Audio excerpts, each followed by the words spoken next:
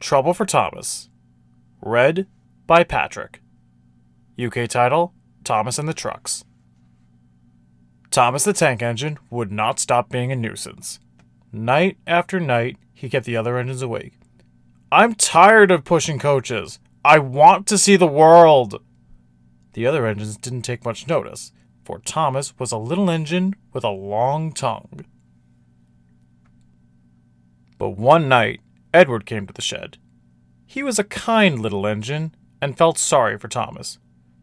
"I've got some freight cars to take home tomorrow. If you take them instead of me, I'll push coaches in the yard." "Thank you," said Thomas. "That will be nice." Next morning, Edward and Thomas asked their drivers, and when they said yes, Thomas ran off happily to find freight cars.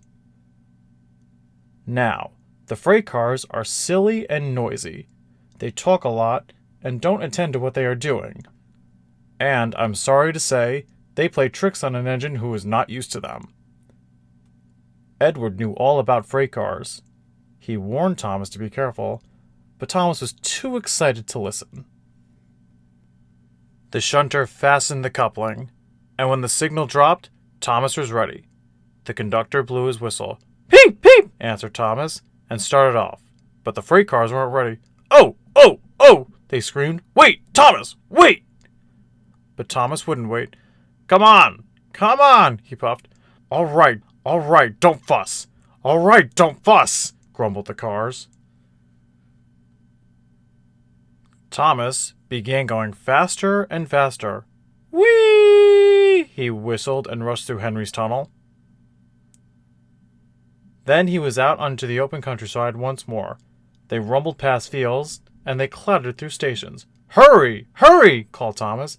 He was feeling very proud of himself. But the cars grew crosser and crosser. At last, Thomas slowed down as he came to Gordon's Hill. "Steady now, steady," warned the driver as they reached the top. He began to put on the brakes. We're stopping, called Thomas. No, answered the cars, bumping into each other. Go on! But before the driver could stop them, they had pushed Thomas down the hill and were rattling and laughing behind him. Poor Thomas tried hard to stop them from making him go too fast. Stop pushing, he hissed, but the cars took no notice. Go on, they giggled in their silly way. Thomas was traveling much too fast, and any moment he would reach the next station. There's the station. Oh dear, what shall I do? He cried. They rattled straight through and swerved into the goods yard. Thomas shut his eyes. I must stop! When he opened his eyes, he saw that he had stopped just in front of the buffers. There, watching him, was Sir Topham Hatt. What are you doing here, Thomas? He asked. I've brought Edward's freight cars, Thomas answered. Why did you go so fast?